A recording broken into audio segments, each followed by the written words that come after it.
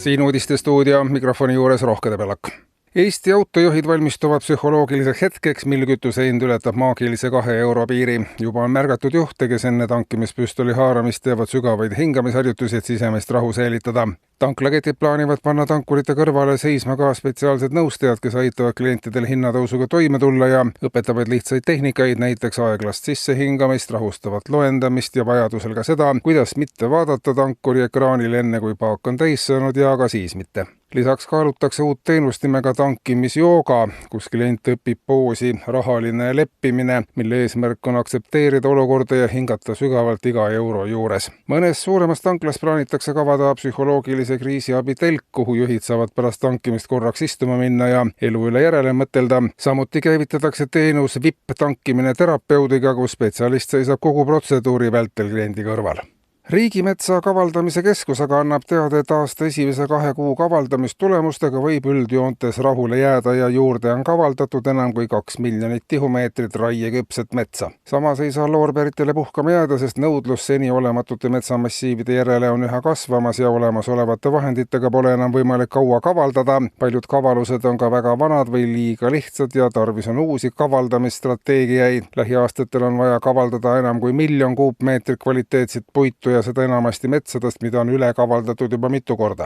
Riigimetsa kavaldamise keskuse sõnul ei õnnestu peatselt enam ilma spetsiaalse kavaldamisministeeriumi abita riigikodanikele pakkuda kvaliteetsete kavaldamisteenust.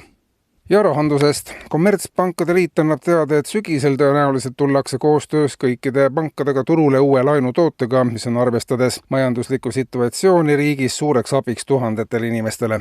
Paljud on viimaste kuude jooksul sattunud raskustesse tarbimislaenude tagasimaksmisel ning uute laenude saamiseks ei ole laenusoovijal sageli ka tagatist, mida pangale pantida. Viimase võimalusena pakutakse soovijatele alates juunikuust päris laenu, millega laenuvõtja annab iseenda koos naha ja karvadega pangale päriseks. Päris laenu võtnutel kustutatakse kõik senised laenud ja naha ja karvade järgi otsustab pank, kui suur laen soovijale välja antakse. Päris laenu puhul on kindel, et inimene ei satu enam kunagi laenukeerisesse, sest tema tuleviku eest otsustab juba edaspidi ainult pank. Pankade liit teatab, et uus laenutoode kätkeb endas teatud vajadust päris orjuse taastamiseks Eesti Vabariigi territooriumil, et tagada majanduslikult efektiivselt toimiv rahandus ka järgnevatel aastatel. Ja valitsus annab teada, et prügimajanduse sujuvaks ja kliendisõbralikuks muutmisel käivad igapäevaselt kõiki osapooli kaasavad arutelud. Muudatused on alguses kõigile valusad ja harjumatud, kuid koos saame kõigest üle, märgib valitsuse teade. Kohalikud omavalitsused panevad ka oma õla alla ja kui inimesel ei teki nii palju erinevat sorti prügi, mida erinevalt sorteerida, siis saab inimene pöörduda peatselt kohaliku omavalitsuse poole ja talle eraldatakse puudu jääv prügi, et nii ära hoida prügiauto tühisõite ja kaasnevaid trahve. Hinnad on endiselt tõusuteel ja paljudel inimestel ei ole lihtsalt võimalik midagi nii palju osta, et jätkuks ka arvukatesse prügikastidesse kõiki nõutavat liiki prügisid panna. Kui mingit liiki prügi on puudu, siis kohalik omavalitsus organiseerib selle. Käima on läinud ka esimesed prügi jagamiseks mõeldud sotsiaalmeediagrupid. Eetris olid uudised.